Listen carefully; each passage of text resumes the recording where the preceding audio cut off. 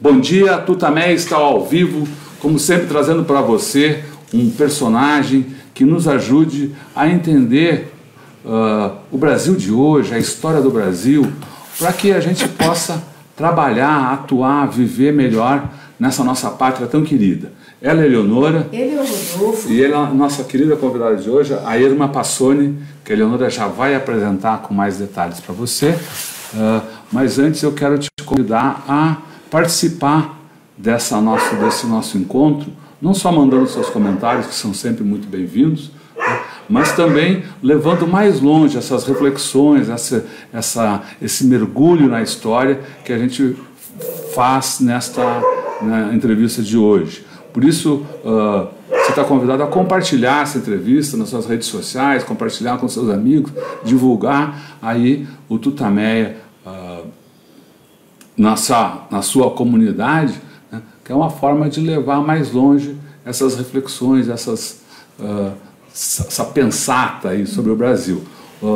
Tudo isso você pode encontrar no nosso canal de vídeo, youtube.com/c/Eleonora e Rodolfo Lucena Tutameia, o Tutameia escrito com letras maiúsculas. E no nosso site, Tutameia, o endereço é tutameia.jor.br. Eleonora. Irma Passoni, muito obrigada por você estar aqui hoje conosco.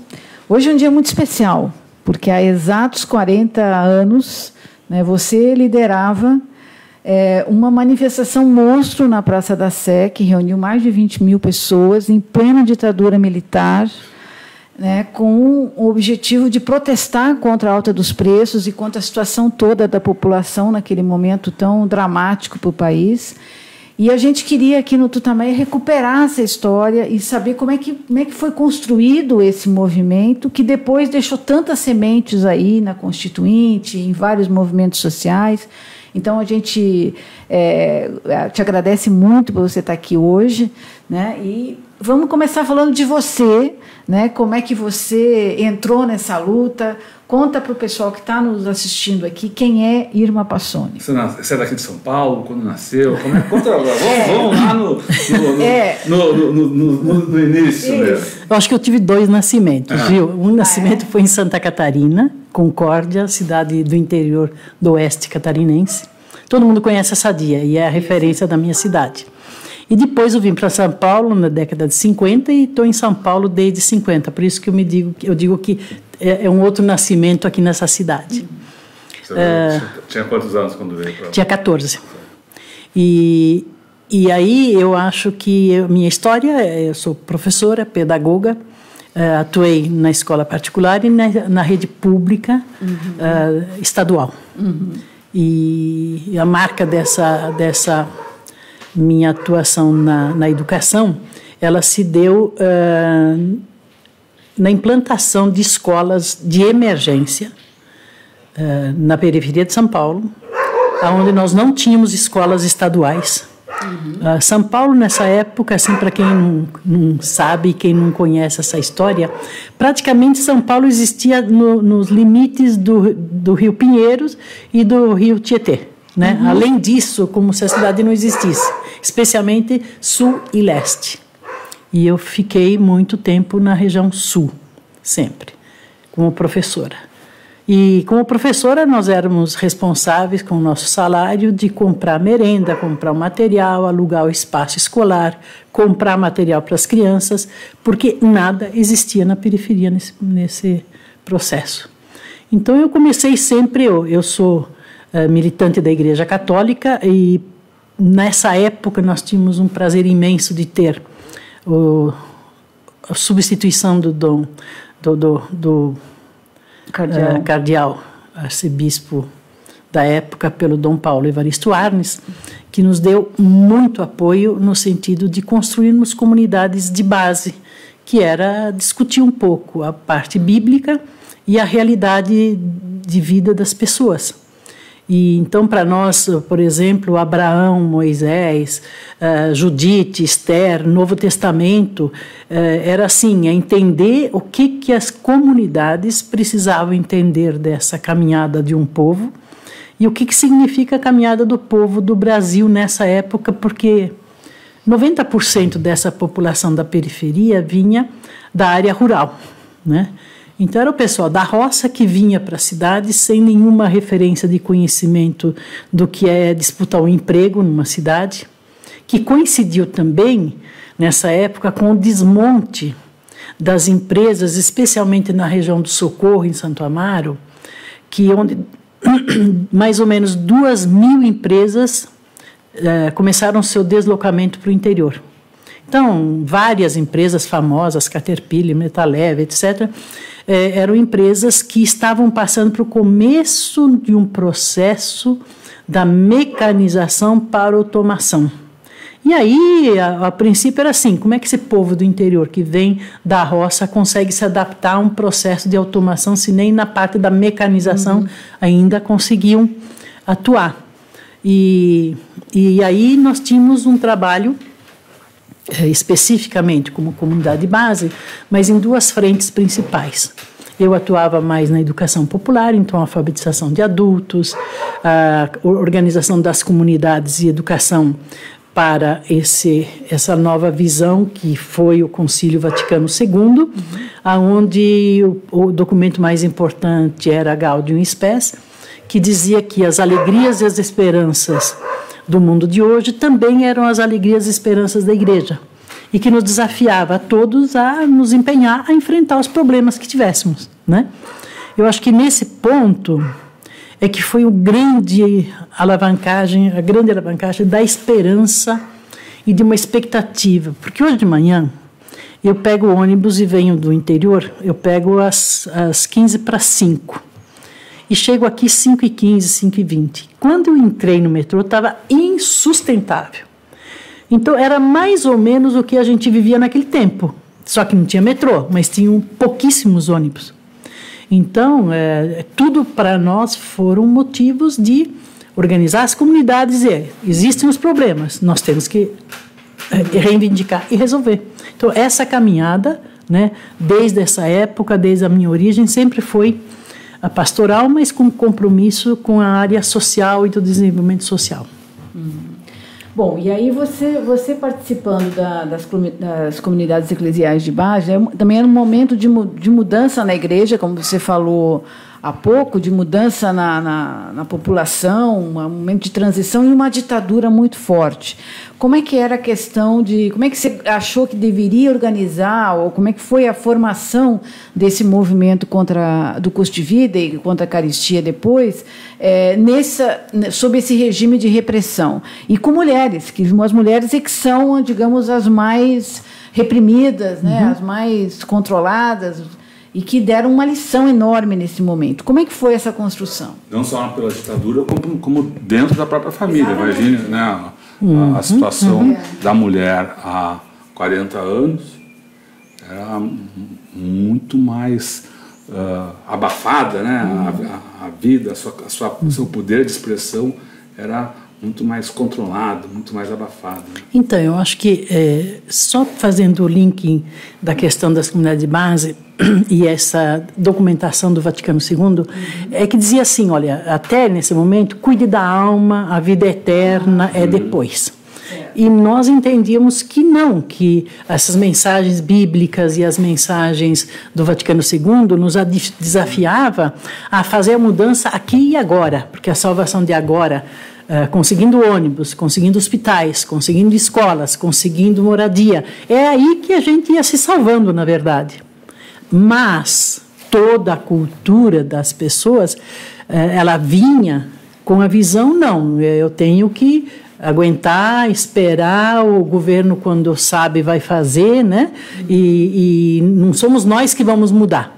Então os homens, os maridos das mulheres reagiam sempre muito assim. Não, você não tem que fazer essas coisas, cabe ao governo fazer, né? Não vai atrás dessas coisas que é comunista, né? Então essa visão de que não cabia a nós essa tarefa era um processo assim muito legal da gente refletir, mas a reflexão tanto na metodologia Paulo Freire, que é visando a autonomia, a cultura do faça você mesmo, que hoje é muito moderna, né?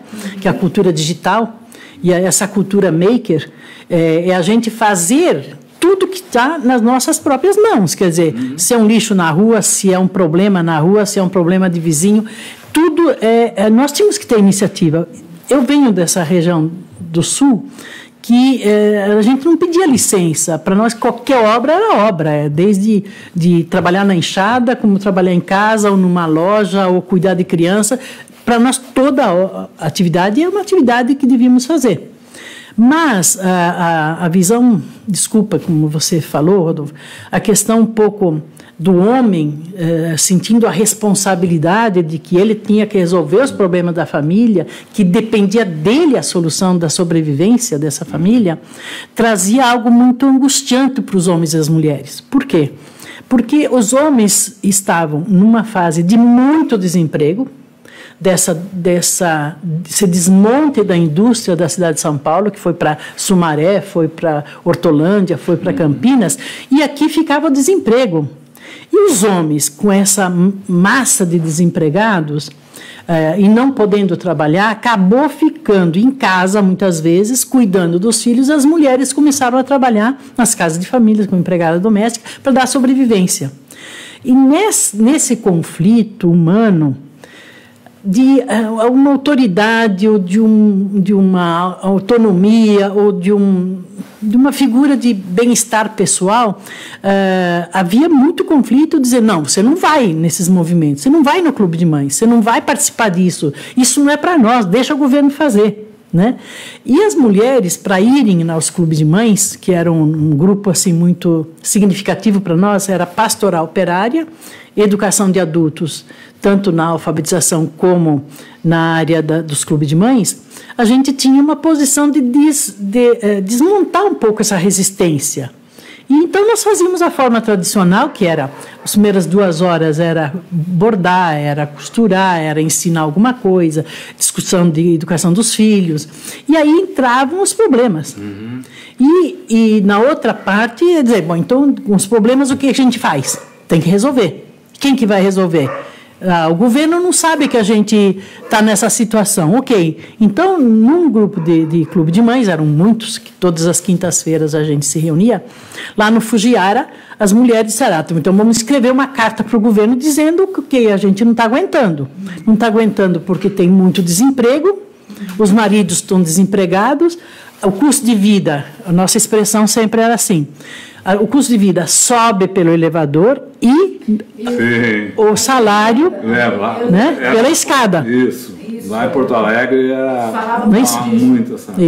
Isso se compreendia bem. Por quê? Porque daí foi possível a gente fazer uma lista de produtos que no ano anterior, de 72, mais ou menos, para 73, a gente guardava na memória o que era o preço um ano atrás e o que era agora. O que era o salário antes e o que era agora. Essa discrepância mexia com o brio de homens e mulheres, com a sustentação da família, com as dificuldades todas que se sentia.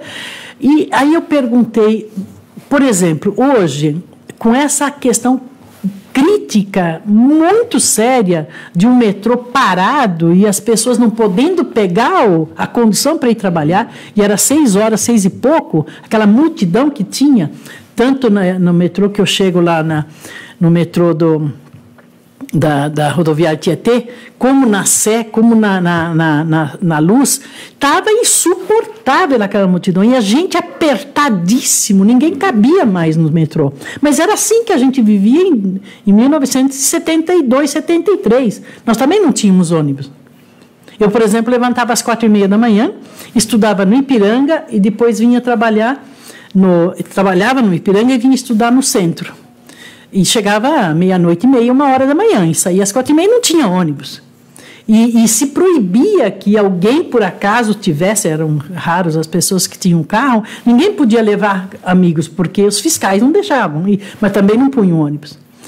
Bom, então, os desafios eram todos, porque a gente não tinha ônibus, a gente não tinha asfalto, a gente não tinha escola, a gente não tinha posto de saúde, a gente não tinha hospitais, né? Então faltava tudo, e a carestia era algo que gritava, né? Mais forte do que tudo. E aí eu me perguntei, hoje de manhã, por exemplo, todo mundo devia ter ligado para as empresas e para os amigos, ó, não pega metrô porque não dá, a rede de comunicação hoje. E como é que era a rede de comunicação nossa, sem celular, né? Sem absolutamente nenhum instrumento de comunicação? E indo para o ato de 27 de agosto, que reuniu essa multidão, para nós na época era uma multidão, 20 mil pessoas, plena ditadura militar, como você falou, Eleonora. Então a gente começava, o movimento Curso e Vida, ele era passo a passo muito bem pensado. Então primeiro as mulheres se reuniam nos vários clubes de mães,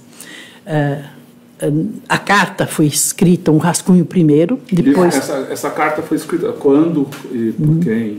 Então, em 1972, 71, 72, iniciou no Jardim Fugiara, que era a região sul de São Paulo, no Clube de Mães, onde a Ana Dias era uma coordenadora daquele clube. Cada uma de nós era coordenadora de um clube de mães. O meu era Jardim Capela, lá no fim, depois Jardim Ângela. Mas todos éramos ligados à paróquia ali do Padre Luiz. Então, éramos uma comunidade grande que é perto do Jardim Ângela aí. E aí a Ana trouxe esse rascunho e eu estava lavando roupa. E aí nós duas falamos, olha, faltam coisas aqui, vamos tentar arrumar.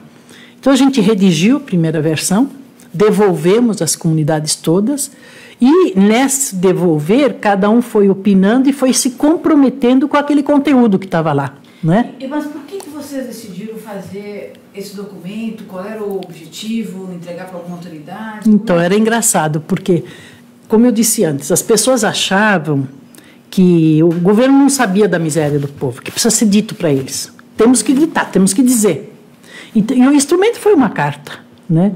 E o instrumento como carta de abaixo assinado foi muito importante, porque eu lia a carta, quer dizer, cada um de nós lia, cada um ia para a rua, de casa em casa, depois fomos de praça em praça, né? De cidade em cidade, atingimos o Brasil, e sempre com a leitura da carta e vendo a lista de preços, e vendo os salários. Então, a ideia, então, era transformar essa carta como instrumento, num abaixo assinado da população toda. Portanto, cada um que lesse tinha que assinar.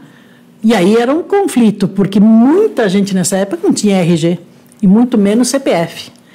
Então, criança podia assinar, jovem podia assinar, adultos sim, mas muitos desses não tinham RG. E esse foi o questionamento do governo federal, na época Figueiredo, né? O general Figueiredo dizendo, mas essa carta é falsa, né? Então não tem RG, né? Ok, mas são brasileiros, né? E são brasileiros que podem conferir, não são assinaturas repetidas, são originais cada uma. E chegamos a 1.200.000 assinaturas. Em que período? Quanto tempo conseguiram essa...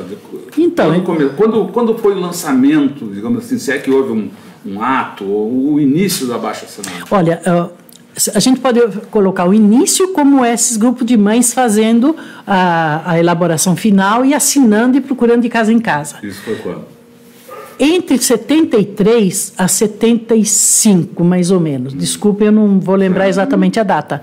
Mas o lançamento foi na Escola Santa Maria, ali em Santo Amaro, das religiosas, são religiosas de origem americana, e elas deram um suporte muito grande, porque tinha a irmã Ruth, por exemplo, que era uma das colegas da gente, e ela coordenava também educação popular comigo. E elas ofereceram o colégio. Então, o Colégio Santa Maria foi um dos pontos. Depois, a gente fez no Arquidiocesano, um grande evento na escola do Arquidiocesano, ali no Santa Cruz. E aí fomos indo para as praças, nessas praças do Largo 13, depois viemos para a Praça da Sé, eu me lembro como nunca, né? A hora que a gente começou na Praça da Bandeira, e sempre com muita vigilância, e sempre com pessoas no nosso meio, sendo presas. Nós tivemos o Aurélio Pérez, nós tivemos o Rossi, que foram presos e torturadíssimos. Valdemar Rossi. Valdemar Rossi. e torturadíssimos, né? E sempre dizendo que vocês são comunistas, que vocês querem fazer algo que não deve. E as pessoas, não, simplesmente, ó, a vida não dá, salário não dá, emprego não tem, e nós queremos que o governo faça alguma coisa, né? A senhora falou de um outro instrumento, a tabela de preços. O movimento do custo de vida teve como outra de suas formas de aglutinação, organização, exatamente esse controle dos preços, né? Como é que era? Vocês tinham uma tabela, as mulheres as mulheres iam semanalmente, mensalmente, fazer a retomada dos preços, isso era divulgado. O que era essa tabela e como ela era divulgada e qual a importância dela como um instrumento de organização? Olha, a sua pergunta, Rodolfo, é muito importante, porque era um mecanismo, primeiro da fala do dizer, que era a carta, e o mecanismo de dizer, bom, mas o custo de vida, o preço é assim, há um ano atrás era diferente, agora já subiu tanto. Mas o custo de vida, o preço das coisas, era um instrumento de diálogo dentro dos mercados. Então, o marido com mulher, né, dizia, peraí, ó, veja aqui os preços como é que estão. Né? Então, foi um instrumento muito poderoso de análise. Por quê? Quando chega a carta com os dados do abaixo-assinado em Brasília, quem se sentiu atingido, entre aspas, ou viu isso, foi o ministro Delfim Neto e o ministro Hernani Galveias. Quer dizer, eram ministros de Estado, né, que diziam, peraí, mas esses dados não são tão verdadeiros. É claro que não eram, porque era uma inflação muito grande. Mas, nessa época, também foi muito importante o papel da Folha de São Paulo, que tem que se dizer, o Pasquim, né? A revista Realidade, e também foi muito importante a relação com alguns economistas, onde o Suplicy, por exemplo, na época, foi a pessoa que levou esse debate como economista e nos deu sustentação às informações. Eu acho que isso que foi legal. Foi legal assim, não eram informações jogadas, não. Eram informações que estavam lá checadas nos preços, instrumentos de conversas e de convencimento, e, ao mesmo tempo, de chegar a uma macro situação econômica do país. Então, eu acho assim que a coisa que mais me faz refletir hoje é como é que a gente consegue se tornar um cidadão que se sente cidadão de uma pátria. Nós, esse instrumento do abaixo-assinado e essa pesquisa, fez com que cada um se sentisse, espera aí, eu sou do interior, sou do estado, não sei de onde, mas a vida é num país Brasil. E esse Brasil é tão grande, por que a gente não tem chance? Né? Por que a gente tem que vir se amontoar nas cidades e se concentrar nas grandes cidades e o Brasil fica vazio, né? Então, a luta pela reforma agrária também foi um instrumento do processo do custo de vida, né? E eu acho que esse sentir como direito de falar foi especificamente quando a gente também fez um movimento pelas escolas estaduais. Como é que foi esse movimento? Eu, como professora, eu dava aula no Alto da Riviera, uma escola que, como eu disse, nós professoras... Onde é que é o Alto da Riviera? Na periferia de Santo Amaro, ao lado da represa do Guarapiranga. Certo.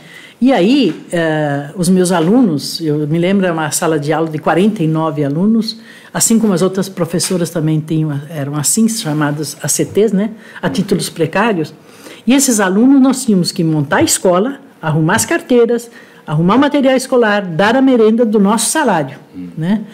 E a gente chegava no fim do ano, a filha do Santo Dias, que foi um dos líderes também no movimento, que era o marido da Ana Dias, e eu era vizinha deles, e a filha deles estudava comigo, a Luciana. Ela tinha 5 anos para me acompanhar, eu ia a pé no Alto da Riviera, não tinha ônibus, né? A gente subia 136 degraus de escada todos os dias para chegar nessa escola. E esse movimento, a gente foi, bom, tá bom.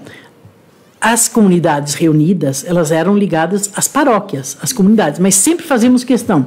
Olha, é um projeto que vai além da Igreja Católica. Então, começaram a vir os evangélicos, começaram a vir a participação política, teve gente de grupos da USP, estudantes que começaram a participar com a gente, até mudaram lá no bairro para conviver conosco. E nesse movimento, essas escolas foram percebendo que, no fim do ano, a criança ficava sem um currículo escolar, ela acabava o ano, ficava sem boletim, ela não sabia onde se matricular, então a descontinuidade era grave. E aí nós pegamos o princípio da Constituição antiga mesmo e dizíamos assim, bom, é dever dos pais porem na escola, porque se não puserem na escola os filhos, os pais serão punidos. E aí a gente dizia, como punir os pais se não tem escolas? E aí nós conseguimos fazer a primeira assembleia antes do curso de vida, até ou simultaneamente, tudo foi meio junto, né? No Jardim Alfredo, também na zona sul de São Paulo, ao lado da represa do Guarapiranga. O Santo Dias foi quem coordenou 25 comunidades e nós, professoras, mobilizamos também os pais para a gente conquistar as escolas. E foi muito legal. Mas aí, conquistar as escolas era o quê? Era ter uma escola em cada bairro? Isso. O que era exatamente? Então, os 25 bairros daquela região, também fizemos o abaixo-assinado, levamos à Assembleia Legislativa. Na Assembleia Legislativa de São Paulo, nos encaminharam ao Fundo Estadual de Construções Escolares, e lá nós tivemos a sorte de ter uma engenheira chamada Mayumi, que ela coordenava o programa de implantação de escolas estaduais. E o governo do estado, nessa época, foi Paulo Egídio Martins, se não me engano, tá? Foi muito sensível a isso. E ela nos disse assim, olha, tem dinheiro para construir escolas, voltem aos bairros, mapeiam qual bairro que tem pelo menos 5.000 metros quadrados de terreno, que nós imediatamente vamos fazer o projeto e vamos construir as escolas. E, olha, em pouquíssimo tempo a gente conseguiu 25 escolas estaduais, distribuídas nos 25 bairros. E aí depois veio toda a discussão. Bom, além da escola, a gente quer uma metodologia de aprendizagem melhor, né? Aí pega um pouco a discussão. Vocês vão fazer comunismo com essas escolas. Sempre tínhamos muita resistência e a não compreensão do que era o processo pedagógico. Por parte de gente que, desculpem, eram espiões de bairro, que se julgavam os representantes junto ao governo para nos denunciar.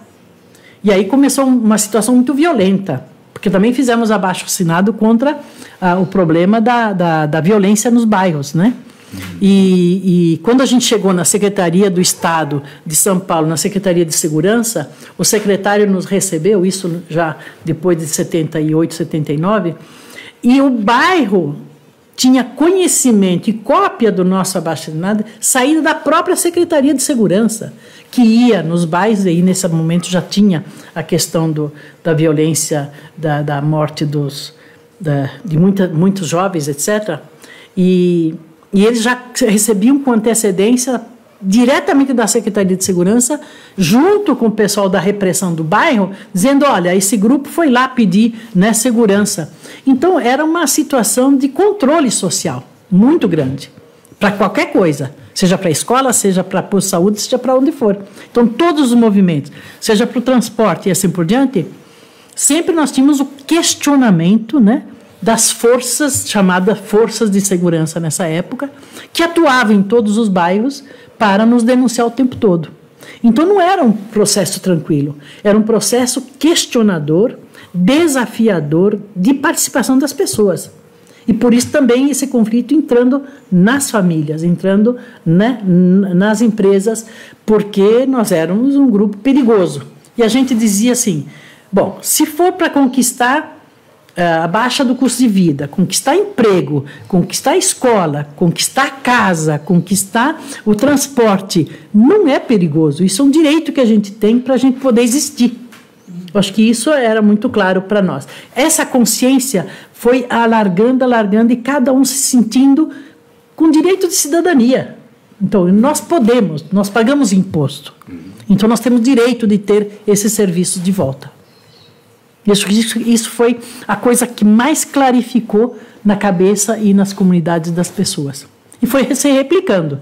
Um dia eu cheguei com um grupo lá em Brasília, e na Caixa Econômica, inclusive para reivindicar moradia, e tinha um grupo da Casa Amarela de Pernambuco que não conseguia ser recebido. E entraram no nosso bojo para resolver o problema da Casa Amarela deles.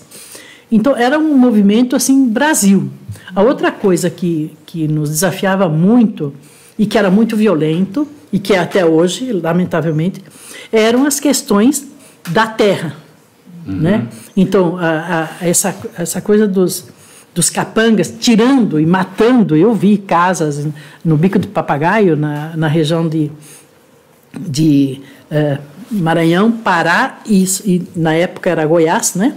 No Bico do Papagaio, eu estive em Agostinópolis, por exemplo, e tivemos uma multidão de vindas assim, de cavalo, de carro não tinha na época, né? Ou de barco ou a pé, pessoas que andaram 3, 4 dias para vir e exigir providências na questão da violência do campo, porque eu visitei áreas que tinham sido queimadas, famílias inteiras, né, dentro dos seus casebres, porque eram poceiros de terra, assim, desde muitos anos, há 100, 150 anos, famílias e famílias que foram destruídas, porque havia o pessoal capanga para limpar a terra para ser vendida, né?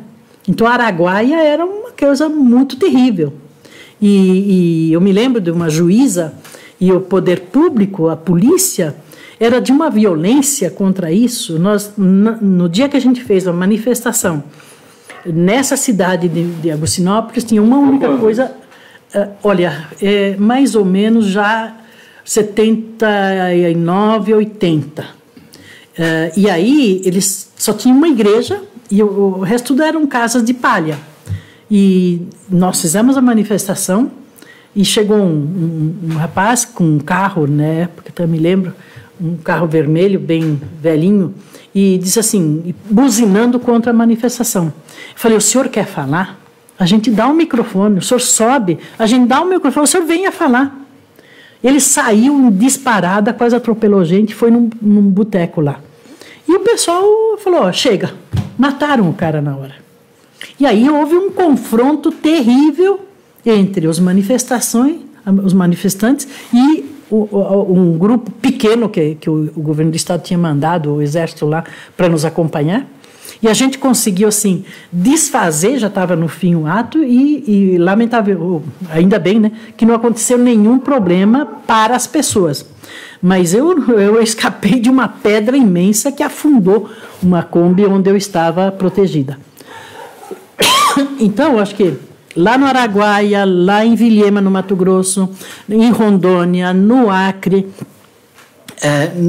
no Maranhão, a questão da Serra Pelada, por exemplo, depois que a gente acompanhou também, né? Então, tudo no Brasil era como se povo fosse inimigo da nação. Nós não somos inimigos, nós somos a própria nação. Quer dizer, se nós estamos agora vivendo a democracia recente, essa democracia foi duro para conquistar. Esses movimentos conquistaram a contestação do custo de vida, mas depois também construíram a pauta das questões da Constituição. E foi um movimento amplo, de boca a boca, como eu disse antes, a gente não tinha nenhuma rede de comunicação. Era o convencimento, né? A convicção de que as coisas precisam mudar e elas mudam quando as pessoas decidem a fazer. E nunca sozinhos, sempre em comunidades e coletivos. A senhora já deu uma palhinha aí de como se espalhou o movimento do custo de vida. A senhora tem ideia, digamos lá no meados dos anos 70, 75, 76, que tamanho tinha esse movimento que atingia, por exemplo, só na cidade de São Paulo, quantos bairros ou quantas comunidades de bairro de base estavam envolvidas e se isso tinha relação com movimentos em outros estados, se havia algum tipo de coordenação, de comunicação entre as diversas iniciativas aí desse movimento.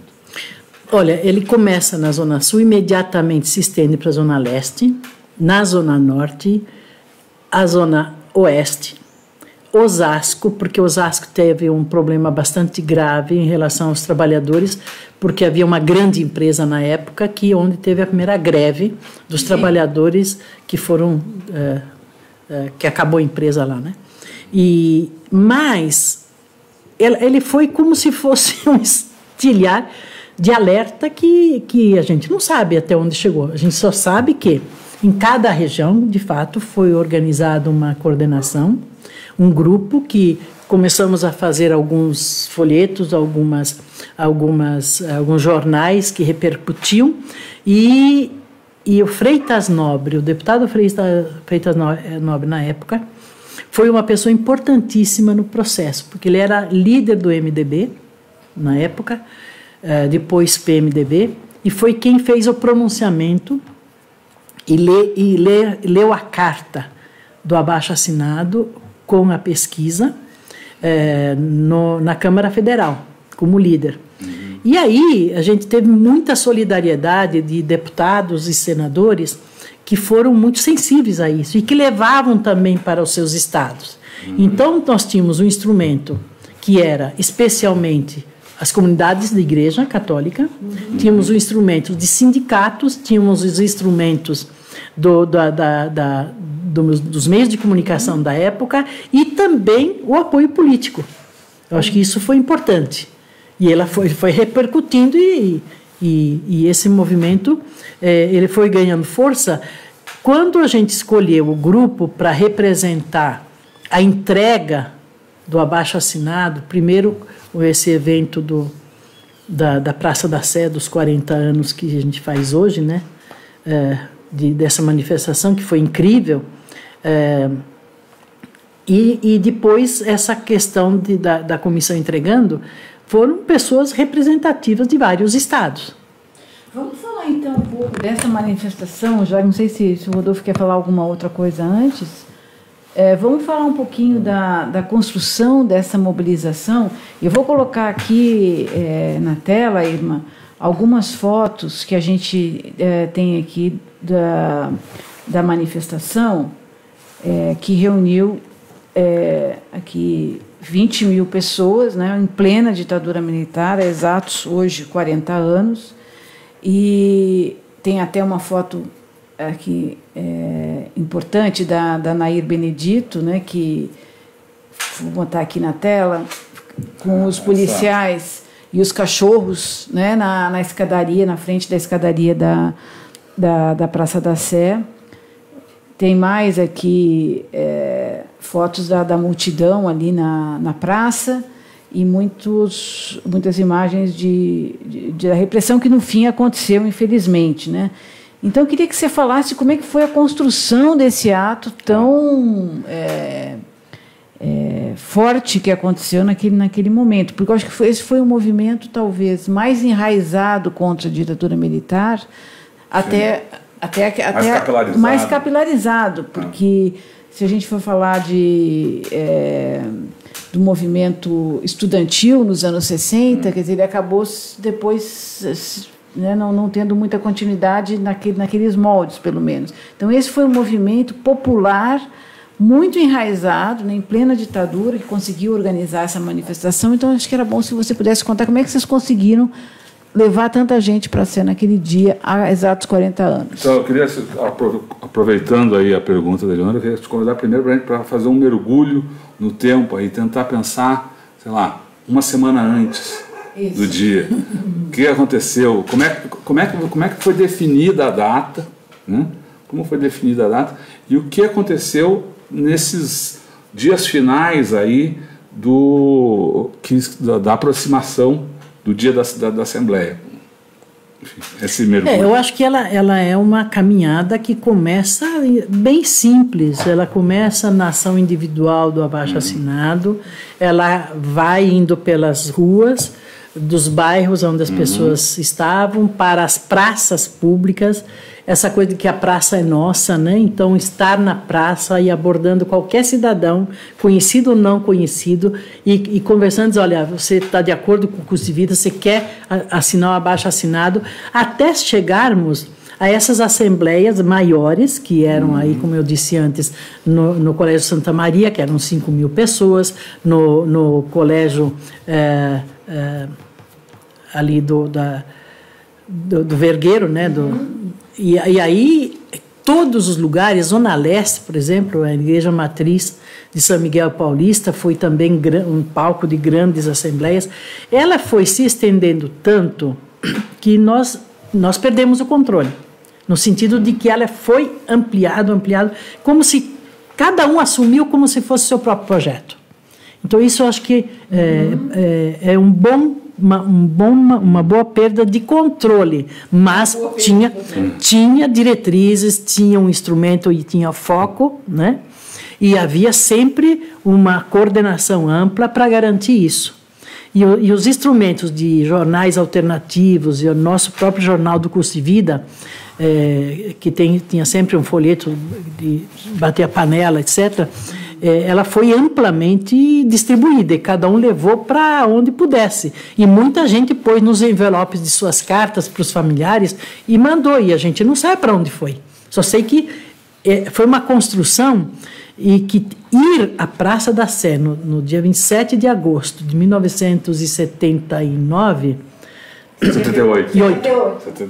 78, foi assim uma decisão de coragem, de cidadania e de risco. Quer dizer, nada mais era tão arriscado do que ficar do jeito que estava. Então era melhor enfrentar. E esse enfrentamento, ao se dirigir até a Praça da Sé, porque veio gente do interior, veio gente de ônibus que foram bloqueados nas estradas para não chegar, né?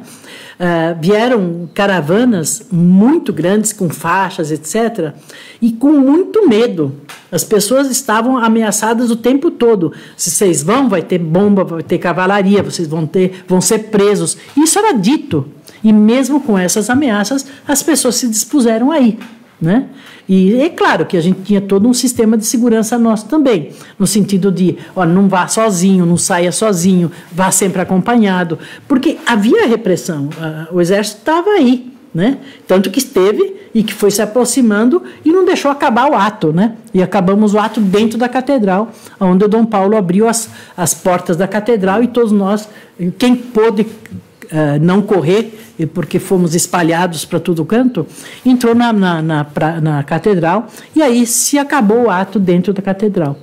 Mas era de muita preocupação, não foi assim uma coisa gostosa, era bom porque dava esperança, mas era de risco de vida, né? Isso a gente tinha muita consciência disso. E aí o ato acabou com repressão, né? E depois qual foi o impacto dessa repressão? Houve feridos? As pessoas recuaram depois desse ato ou não? Antes, vamos caminhar um pouquinho ainda no ato.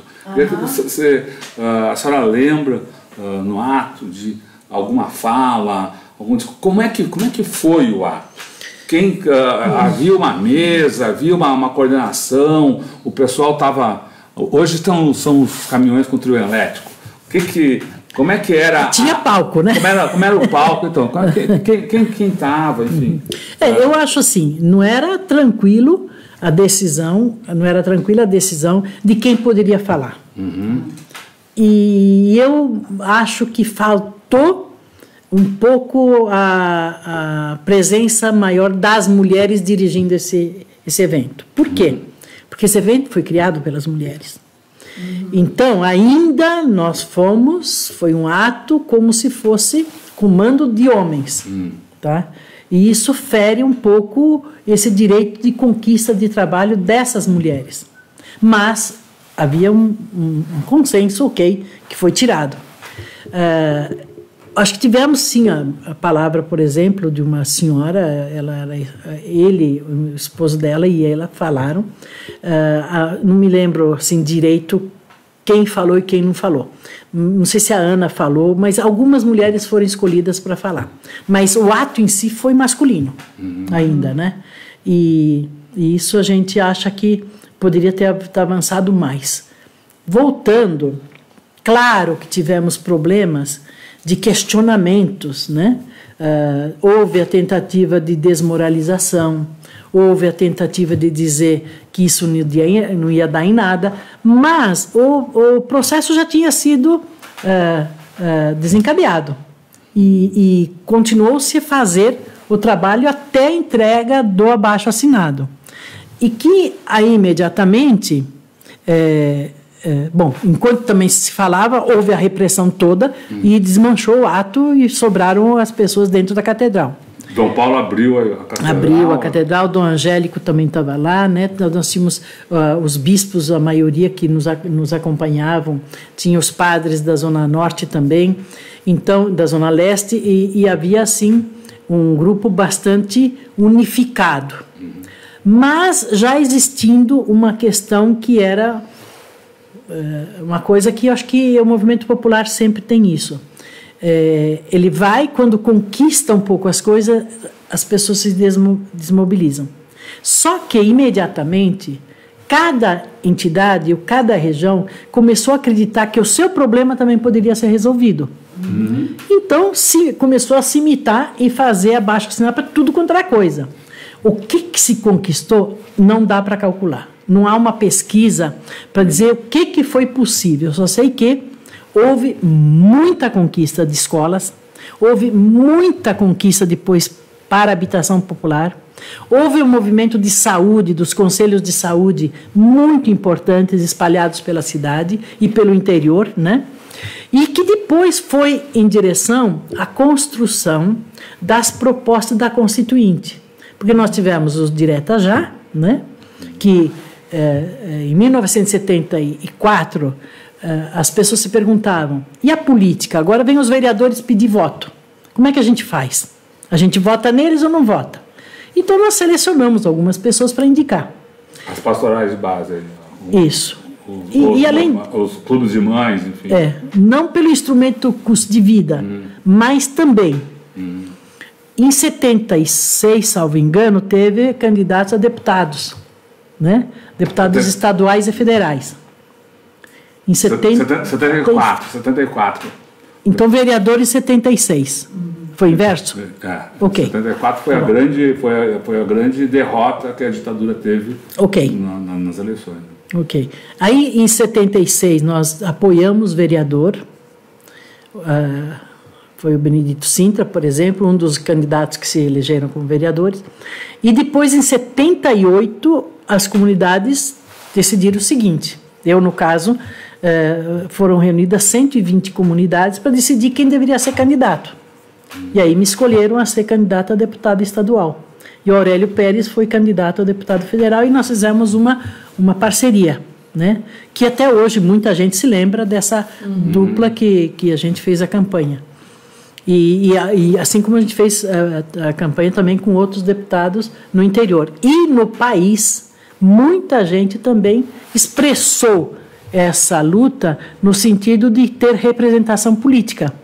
E nós tivemos uma representação política muito, muito significativa e de qualidade de deputados. Então, o chamado MDB autêntico, né, foi um grupo de parlamentares eleitos que representaram essa vontade popular e foram muito importantes nos processos de Direta Já e na construção da Constituinte. E esses grupos do interior e no país inteiro foram construindo as propostas. E essas propostas da Constituinte, mesmo que alguns desqualifiquem a nossa Constituição, quem viveu dentro do parlamento, a multidão de grupos de interesses do Brasil, sejam empresariais, sejam de trabalhadores, sejam de associações, o Brasil inteiro se fez presente com emendas parlamentares, populares de proposta para a Constituição. Então, a Constituição ela pode ter a cara de chamada colcha de retalho, mas o capítulo principal dos direitos e deveres, especialmente mais dos direitos sociais, aparecem com muita clareza e vieram não da cabeça dos deputados, vieram da cabeça de milhões de pessoas que se fizeram presentes, né? E depois, eu acho que, de certa forma, eu quero reconhecer a importância do Ulisses Guimarães, que ele, com o nosso redator final da Constituinte, e desculpem o nome agora, eu não estou lembrando, ele foi o jurista, né, que consolida. Não. Foi o redator final? O que deu a redação. Né, jurídica mais completa. Ele era do Rio de Janeiro, um grande jurista, que coordenou a equipe que consolidou e arrumou um pouco essa coxa de retalhos, que eu acho que foi uma bela de uma Constituição. Claro que depois ficou muita coisa solta, sem regulamentação até hoje, né? Mas foram conquistas de um início de uma democracia, de que se tem regras, e que é importante isso, que as leis são importantes para as pessoas, né? Então, eu acho que a Constituição Federal, ela começa a ser um elemento de referência principal da democracia, e que o processo da democracia como expressão popular ampla, né, mostra a vontade que esta nação Brasil quer ser. Então, o que a gente quer ser? A gente quer ser um país onde cidadãos, cidadãs, homens, mulheres, crianças, jovens, têm o seu reconhecimento como construtores de uma pátria. Então, nós somos a pátria do Brasil. Então, quem governa tem que recolher esses anseios populares. Eu acho que o momento da Constituinte foi isso. E que depois precisava, a gente sempre dizia, vamos distribuir a cada cidadão uma cópia da Constituinte, né? E houve também um pouco esse movimento que não foi o suficiente. Acho que parou no processo também. Porque também eram muitas demandas, né? Veio a Constituinte, depois tinha o movimento da moradia, depois tinha o movimento... Tudo que se pensou e imaginar. Como processo democrático, né? Eleição direta. Anistia e assim foi. Bom, a gente tem ainda os desdobramentos aí do movimento, mas eu queria, de novo, voltar um pouquinho para trás. A senhora aqui, ao longo da nossa conversa, citou algumas pessoas que talvez eu queria lembrar um pouquinho mais quem elas foram. Mais especificamente, falar da irmã Ruth, né, que nos eventos tem sido muito citada. Então, lembrar quem foi essa pessoa, né, e qual foi essa atuação. E o Santo Dias. Tá. A vida, a morte do Santo Dias. Também está sendo pedido alguns... Aliás, o pessoal que está assistindo aqui está fazendo comentários bem bacanas aqui ao longo da nossa conversa. Tem gente falando que... vou só citar essa aqui que falou que estava junto. Ângela Maria Rodrigues Costa, tá lá, Jardim Maria Sampaio, 78, legal. 79, junto às reivindicações de bairro e de transporte. Então tem gente lá daquela época de luta, tem gente dos dias de hoje que tá fazendo perguntas, elogiando a sua atuação naquela época, e perguntas como essa, sobre os personagens, mas especialmente sobre o Santo Dias aí. Eu acho que tem uma pessoa antes do santo, da Ruth, que era o Dom Ângelo Gianola. O padre Ângelo Gianola, que era o pároco da igreja do Brooklyn, e depois ele foi levado à função de Monsenhor. Ele era uma pessoa muito importante, que reunia padres e leigos para discutir o processo da conjuntura e para apoiar os primeiros presos políticos, né? Sejam o Frei Beto, o Libânio, ou depois todos eles, e o Dom Paulo junto, e assim por diante. Tinha a Iária Spadini, o Júlio, e aí a irmã Ruth também era uma pessoa que se reunia com a gente nessa equipe para a gente lidar um pouco com as informações e planejar as ações. Ela era uma religiosa da Congregação Santa Cruz, chamada Congregação Americana, e que se dedicava, de fato, a fazer esse trabalho popular. E ela foi uma pessoa muito importante, entre outras. Eu vou fazer uma injustiça tremenda, porque eu não vou lembrar de todos de forma alguma, né? São 40 anos passados e a vida continua, né? Então eu vou ser injusta nisso. E peço desculpa desde já às pessoas que eu não vou lembrar. Mas lá na Maria Sampaio, por exemplo, tinha a Neide. A Neide era uma pessoa ótima, excelente, atua até hoje. E tinha aí no Taboão da Serra também, tinha um grupo muito legal que atuava. Campinas, nós organizamos a chamada Assembleia do Povo, que eram milhares de pessoas que se reuniam também para esse mesmo processo, né? De abaixo-assinado e de reivindicações populares. Então, o grupo era grande. Você pediu da Ruth e do Santo Dias. O Santo Dias era ele, o Cinerino e ele e a Ana, Santo Dias e a Ana, o Cinerino e a Dita, o Carlos e a esposa dele, que era um grupo de casais que dentro da pastoral da família, que na época era um encontro de casais. E eles foram pessoas que eram líderes. E o santo, além de ser da comunidade, ele era ministro da Eucaristia, e lá do Jardim Alfredo, onde se começou o movimento pela escola, que a filha dele também estava sem escola, ele era um líder operário, muito simples, uma pessoa assim, de uma doçura, de uma pessoa de diálogo, de saber conversar a linguagem dos operários na fábrica, ele era uma autoridade que todo mundo reconhecia. E aí ele sempre começou a ser ameaçado, né? Por quê? Porque se tinha líderes famosos, sindicais, tinha Joaquinzão do sindicato dos metalúrgicos, né? Por que o santo foi perseguido? Porque ele era a pessoa que sabia dialogar e sabia usar a linguagem que as pessoas entendiam. Então, no pé da fábrica, no café, no almoço, ele era a pessoa que dialogava muito. O Cinerino também. Infelizmente, o Cinerino e a Dita acabaram de falecer, né? Mas era um casal fantástico. Pessoas muito simples, mas com muita sabedoria. E ele tinha sido trabalhador rural, né? Vindo do interior para cá. Então, o santo, assim como o Rossi, assim como o Aurélio Pérez, né? E as mulheres e as esposas que começaram a trabalhar, eles eram assim, pessoas com vínculo no dia a dia, que se tinha o trabalho da fábrica, mas à noite se reunia, sábado e domingo era um trabalho permanente, a gente não tinha folga, não tinha, mas era uma vivência muito gostosa, era uma vivência de fazer o almoço junto, de comer junto, de cantar junto, de rezar junto, nós fomos desafiados, uma coisa muito incrível, fomos desafiados a ler o Marx, né?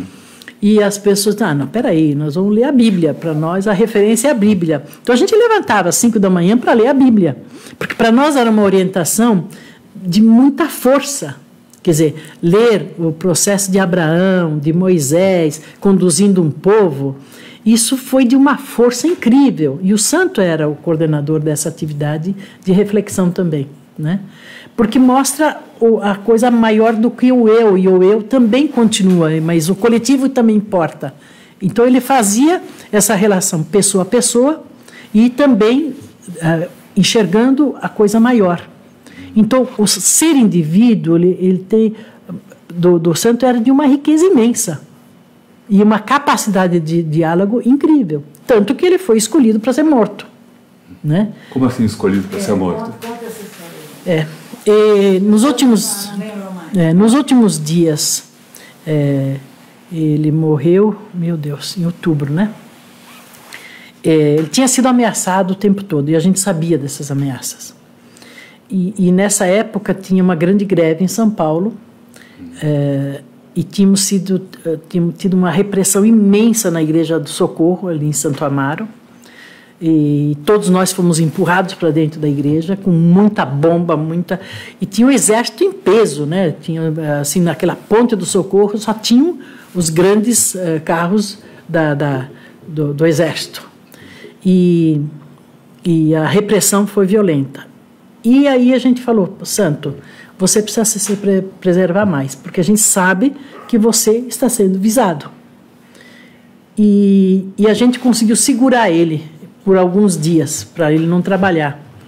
Mas, nessa manhã, eu fui ajudar numa repressão grande que teve numa fábrica lá na Zona Leste, uma das poucas que tinha lá. E eu falei, santo, você fica em Santo Amaro, ali de plantão, mas não saia, né? E ele, quando viu que havia uma repressão maior ainda, e soube da repressão em frente à Silvânia, na fábrica Silvânia, sim, a fábrica de ali no Sabará, ele falou, não posso ficar aqui, eu tenho que ir lá apoiar meus companheiros. Quando ele chegou na porta da fábrica, ele foi alvejado e morto na frente da fábrica, né? E então, foi o maior, eu nunca vi, acho que nunca teve na história de São Paulo um velório e uma procissão de enterro do santo entre a Igreja da Consolação e a Praça da Sé. E o Dom Paulo Evaristo negociou com a área militar, dizendo o seguinte: não apareça, né, nenhum policial, porque nós saberemos fazer o processo de segurança, né? E de fato fizemos. Então o cortejo saiu com essa multidão que foi da Consolação até a Sé, né, a pé, levando o caixão do santo, e depois foi para o enterro. Mas isso representava o enterro de um grande herói do processo. Ele foi. E ele foi dentro de uma simplicidade de operário incrível, trabalhador rural, que chega na cidade de São Paulo e vira um grande líder operário, porque tinha um diálogo muito aberto e muito franco com todos os trabalhadores. Então, e aí os homens passaram a verificar e acreditar mais também no movimento contra a carestia, o Curso de Vida, porque viam que o santo era de comunidade, ele era líder de comunidade, ele ia para todas as comunidades para fazer o trabalho dele. Foi quem liderou o movimento pela educação, né, das escolas. Então ele era uma pessoa de muito diálogo, de muita fé, de muita coragem, dentro de uma sensibilidade incrível.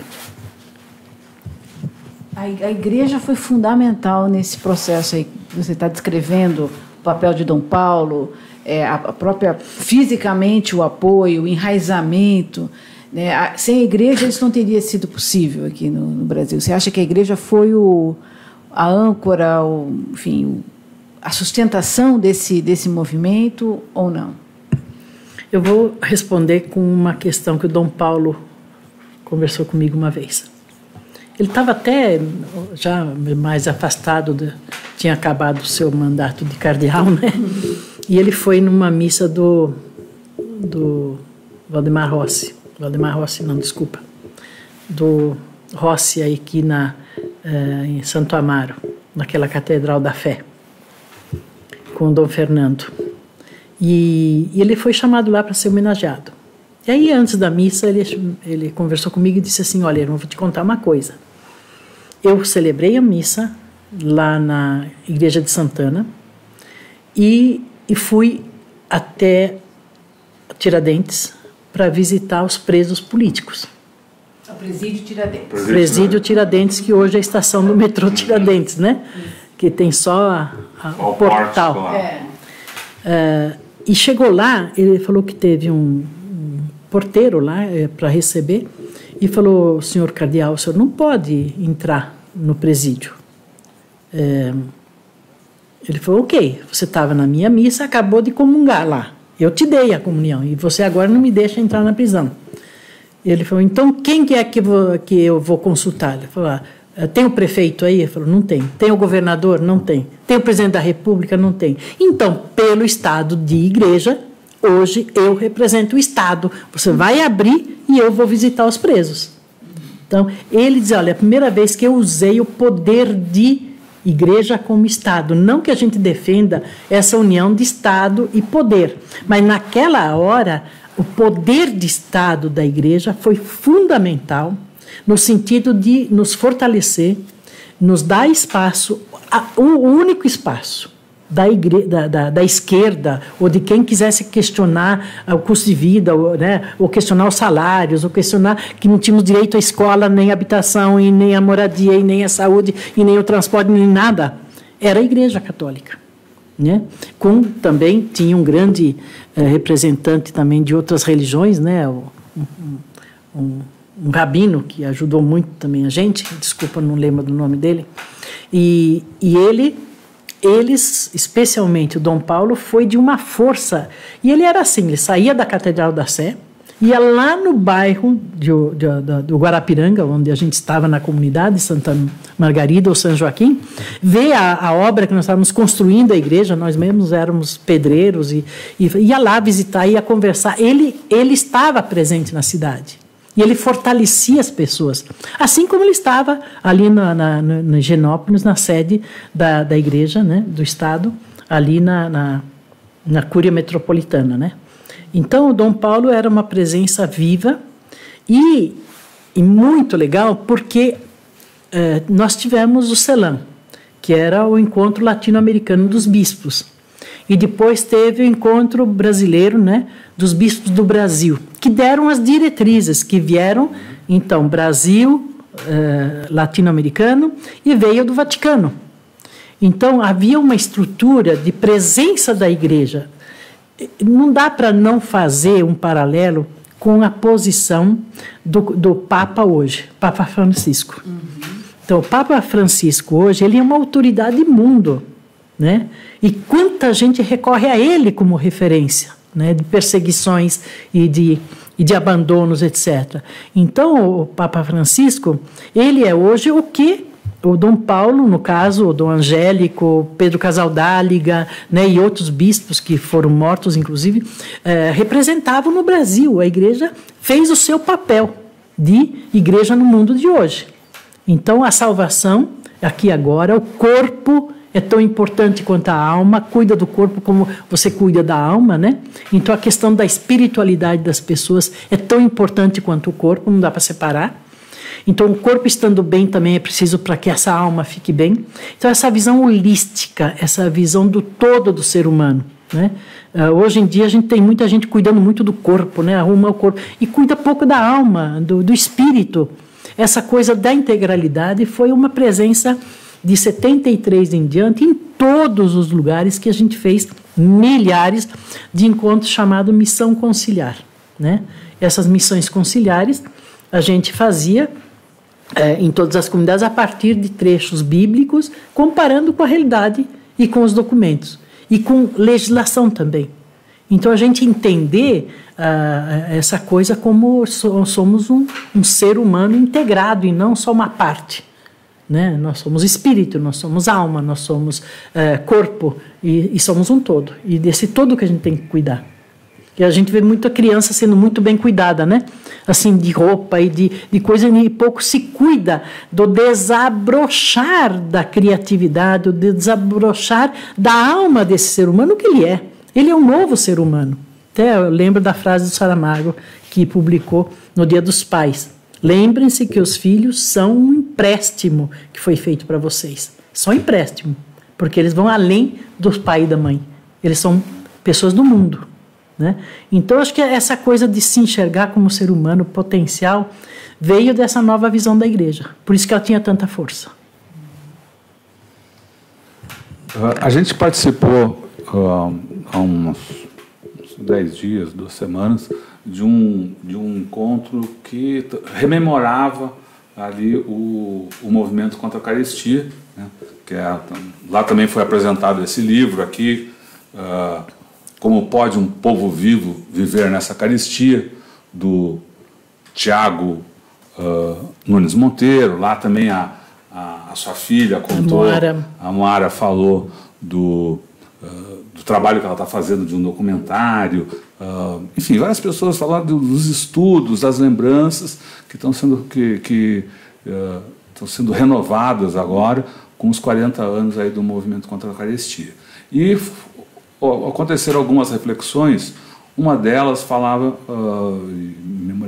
que, bom, o movimento contra a carestia teve essa levada poderosa aí, milhares, milhões de pessoas. Teve o ato e depois parece que foi se acabando. Outros falam assim, acabou, mas não acabou, deixou frutos. Então essa que é a pergunta que a gente faz. Deixou frutos? O que aconteceu depois do dia 27 de agosto de 1978? Olha, eu tenho certeza que as pessoas que tiveram contatos ou participaram desse movimento se tornaram outras pessoas. Tenho absoluta certeza disso. Por quê? Porque foi o salto de cidadania que as pessoas deram, que isso não morreu mais. Para onde as pessoas foram, eles levaram essa postura, né? Então, marcou profundamente o âmago de todo cidadão e cidadã que participou. acabou aí? Não. Ela foi florescendo no processo do Brasil inteiro, e não dá para calcular onde chegou, porque cada lugar teve a sua própria característica. Não talvez conhecer coisa de se juntar todo mundo numa Praça da Sé, mas teve movimento de todos os cantos, de todos os lados, de todos os temas.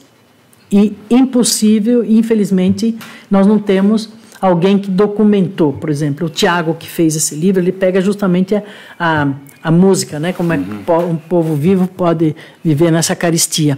E que é a música do Peixe Vivo de Minas Gerais, que em Minas Gerais também foi ótimo, né? Na participação. E a Moara conseguiu, graças a um esforço pessoal dela, de gravar muitos depoimentos. Sem nenhum recurso, mas ela foi gravando. E o Tiago pôde agora reproduzir. E a irmã Cecília juntou esses documentos todos, papéis e abaixo-assinados, e entregou para a Unesp, no Centro de Documentação da Unesp, que também é um processo importante, que não se perdeu, porque cada um tinha as coisas dentro de casa, né? Então, isso floresceu em centenas de oportunidades em São Paulo, por exemplo. Eu cansei de fazer eventos e trabalhos em Primavera, que tinha uma luta de 25 anos pela terra lá, né, com os agricultores, no Pontal do Paranapanema, em Araçatuba, em Lins, no Tinhanubuco, que era uma assistente social fantástica, que reunia todas as mulheres assistentes sociais ou movimentos populares da região oeste do estado. E então a Iara mesmo fez aqui, perto de Jundiaí, tinha uma fazenda que há muitos anos as pessoas lutavam pela terra e eram despejadas. Eu fiz um trabalho muito grande com o Lara e o deputado Resch na Baixada, no Vale do Ribeira, né, que era uma região extremamente conflituosa, né, porque teve a guerrilha pronta lá, e todas as reivindicações. Teve gente que morreu lá na Fazenda Vista Grande e assim por diante. E a gente esteve ouvindo, presente assim, de histórias que estão documentadas numa CPI da violência do campo, na Assembleia Legislativa, que era um problema grave no Estado de São Paulo. Por quê? O Instituto de Terras não tinha registro das terras do Estado de São Paulo. E cada um ia lá, conforme a influência que tinha no governo do Estado, Maluf ou não, ia lá e recebia terras do Estado de graça. Então, tem políticos aí que têm fazendas imensas no Estado de São Paulo, né? Ganhos gratuitamente por barganha. Tinha médicos, tinha dentistas, era amigo do governador, ganhava um pedaço de terra. E com esse questionamento do movimento de terra, o Instituto de Terra saiu aí da Praça da Sé, que era um espaço que tinha mapas que não tinha resguardado, ninguém cuidava daquilo, cada um se pegava o mapa e punha o seu nome no pedaço de terra do Brasil, né? E eu acho que isso tudo a gente foi... Cada um não, os poderosos. Lá. Exatamente, podia ser de cada um, mas não foi. Mas a gente conquistou sim, por exemplo, a Fazenda Primavera, depois de 25 anos, foi regularizada, né? O Pontal do Paranapanema teve um trabalho imenso, que muita gente trabalhou lá, tinha o Instituto Bom Pastor meu Deus, agora eu não lembro da cidade lá, infelizmente. Mas em todo lugar a gente tinha. Todo lugar, Botucatu, Bauru, Jales, por exemplo, né? Eu fui muitas vezes lá também. Então, eu acho que floresceu. Esse florescimento aconteceu no Brasil inteiro, em muitos lugares. Eu fui para Rondônia, para o Acre, eu fui para Maranhão, fui para Goiás muitas vezes, encontrei comunidades fantásticas organizadas. Eu fui para o Mato Grosso, né? Antigamente era Mato Grosso do Sul e Mato Grosso do Norte, que se juntou. Eu estive várias vezes. Então, eu não acredito que esse movimento parou. O ser humano despertou. Consagrou na Constituinte, consagrou nas diretas já, né? A própria luta pela anistia, né? Pela anistia. Então, não completa, claro que não está completo. Tudo fica a dever. A própria educação que a gente conquistou, foi importante conquistar prédios, mas a educação, aquela educação da criação, da criatividade, do despertar, do respeito aos humanos, Infelizmente, hoje, os pais continuam indo trabalhar e as crianças ficam sem apoio, né? As creches que nós conquistamos, nós convencemos governos, a luta pela água potável na cidade foi incrível. Pessoas cavavam 30, 40, 50 metros de poço para ter um balde d'água. A gente conquistou primeiro os grandes tanques de água. Então, são coisas que permanecem de muita gente que não sabe hoje, que abre uma torneira graças a um trabalho popular que foi feito.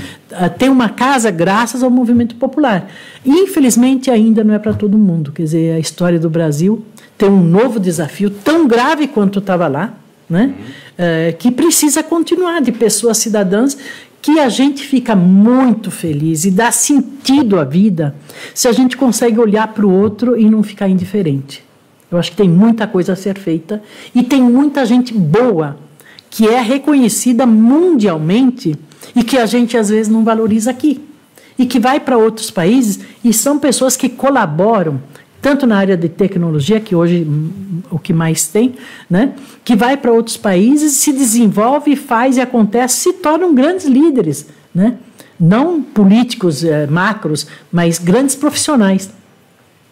Mas o que me assusta é chegar todo dia, eu chego às 15 para 7 horas da manhã, aqui na Praça Roosevelt, e perceber aquele número imenso de pessoas miseráveis. Como é que nós ainda não conquistamos o direito dessa pessoa ter um banheiro para ir, uma comida, ou hoje de manhã mesmo, o cobertor das pessoas, né? Então, essa multidão de jovens que são mortos pela violência. Hoje, eu acho que o grande instrumento continua ainda esse ser humano jogado, fruto de um processo de narcotráfico que é gravíssimo, ao meu ver, né? Que vem daquele tempo e só foi agravando, e esse abandono de seres humanos brasileiros. Eu acho que isso que mais nos angustia e incomoda qualquer cidadão. Ninguém passa por essas pessoas assim e que não se sentem envergonhados de não poder ter um governo que faça, e junto com a sociedade, que a gente possa fazer. Muito legal, né? Acho que a gente conversou aqui com a Irma Passoni, que trouxe para nós reflexões aí sobre a situação, a vida do brasileiro. Fizemos um mergulho aí na história, muita gente falando assim, história viva, o pessoal entusiasmado. Que é isso mesmo, é isso que a gente procura trazer, que a Irma trouxe com tanta sabedoria e tanta cor aqui para a gente, essa história do povo brasileiro, né? Eu acho que é sobre isso que a gente precisa refletir sempre e trabalhar em cima para poder construir, como ela disse, um país melhor. A gente vai se encaminhando para o final aqui. Posso falar uma coisa? Exatamente, eu ia pedir, a Leonora que faz o convite. Geralmente você quer falar mais alguma coisa? Por favor. Não, eu gostaria de falar assim, que o processo dos trabalhadores hoje, ou da produção, do trabalho e da produção, passa por uma profundíssima transformação. Isso não é teoria, isso é prática. E o Instituto de Tecnologia Social, ele tem um projeto chamado Cultura Maker, que é um projeto de referência do MIT, de uma universidade americana, mas que também atua na Índia, que atua na Coreia e atua em outros países, né, na Espanha especialmente, mas que no Brasil tem um projeto chamado Laboratórios de Fabricação Digital, FabLab, públicos. Os outros, o INSPER, por exemplo, a USP, o Mackenzie, a Embraer, tem grandes laboratórios de fabricação digital, né? Mas a cidade de São Paulo tem 12 laboratórios de fabricação digital para que qualquer cidadão, a partir de 8 a 10 anos, participe, ou menos até, mas desde que monitorado, participe do que é esse mundo digital que está vindo. O que é esse mundo de usar uma impressora 3D, de corte a laser, de fabricação digital, de protótipos? E é muito legal, porque nós atendemos 120 mil pessoas em 2 anos, somos a maior rede pública de laboratórios do mundo, né? Públicos, gratuitos. E aberto a qualquer pessoa. E qualquer pessoa que queira fazer algum trabalho, vá lá, aprenda a fazer. Eu vou dar um exemplo de uma senhora lá da Zona Leste, de bairro Três Pontes, que ela estava sem o braço. Ela foi no laboratório de fabricação digital para montar um pedaço do braço dela para ela continuar fazendo bolo, para segurar a batedeira e poder fazer o bolo. Ela foi lá, desenhou a peça que ela queria no computador, acompanhada pelos nossos técnicos, e ela produziu o braço que ela queria, para poder continuar cozinhando, fazendo bolo, que ela faz bolo para viver. E tem um outro estudante da USP que conseguiu fabricar um grande aparelho, um primeiro aparelho de música do mundo, e que não conseguia um aparelho para afinar esse som. Vários anos trabalhando na USP não conseguia, foi no laboratório do Lido, aqui no centro, e pôde fazer o seu próprio instrumento. Então, são 2.400 projetos individuais, né, que a pessoa vai lá, quer fazer um lustre, quer fazer qualquer coisa, e ele tem a estrutura técnica para poder fazer. Então, esse mundo da fabricação digital, ele já está em andamento, é preciso que a gente fique aberto e frequente, qualquer um pode frequentar. E o outro projeto que também é muito importante é acreditar que as pessoas com deficiência, elas têm deficiência, elas não são deficientes. E nós já conseguimos empregar mais de 900 pessoas. E é obrigação do Instituto. Né? Então, é o Ministério da Saúde que financia tanto projetos com pessoal de câncer como pessoas com deficiência. Então, a gente identifica as pessoas, elas têm um laudo médico, a empresa é obrigada a trabalhar, a empregar, e nós preparamos essas pessoas. E esse movimento é um movimento do Brasil também. Então, a exclusão digital ou a exclusão do trabalho ou de pessoas com deficiência tem metodologias e tem formas e tem estruturas e tem apoio para se fazer, tanto para as grandes empresas que qualquer ser humano que vai para o trabalho hoje precisa entender. E não é assim, é o programador eletrônico, ou é o diagramador, ou é o engenheiro, ou é o arquiteto, ou é o designer. Todos trabalham em comum para dar uma solução. Por isso que a gente chama de movimento maker, faça você mesmo. Procure, faça você mesmo, que é possível. Na cidade de São Paulo, a gente tem essa experiência rica que qualquer pessoa pode ir. Aonde? Tanto na Chácara Jockey, como no Lido, na Praça da República, como no Centro Cultural São Paulo, como na Zona Leste, Três Pontes, como Itaquera, como lá no Conjunto Tiradentes, na Penha. Então, a gente tem isso espalhado, está à disposição. E então, é preciso que a gente busque, porque é uma possibilidade enorme de pais com os filhos irem lá para entender esse movimento maker. Porque a criança não fica olhando, ela quer fazer. E quando ela começa a fazer, eu dou o exemplo de um menino que tem 9 anos, que foi para um laboratório desse e falou, quem criou isso aqui foi um gênio, porque aqui eu posso mudar o mundo. Ele se sentiu mudando o mundo com essas novas tecnologias. Então, as tecnologias, elas não desempregam, elas são possíveis de potencializar as capacidades das pessoas. E está disponível. Muito legal, muito bom. E a gente agradece. Então a luta continua. A luta continua. Isso aí. A luta continua, né? Sempre. Sempre. Eu peço desculpa aí, que a gente às vezes é prolixa, viu? Perdão. Ótimo, foi ótimo. A luta continua e é sobre a luta que a gente encaminha aqui o encerramento, o nosso bordão final, que a Eleonora já vai colocar na tela. É um bordão artístico, cultural, de luta. Conte aí, Eleonora. É um contrapoema do Augusto de Campos, que nos permitiu utilizá-lo aqui nas nossas transmissões, que nós fechamos as transmissões com ele, é o contrapoema Lula Livre. Que está no ar agora. Lula Livre. Obrigada, tchau.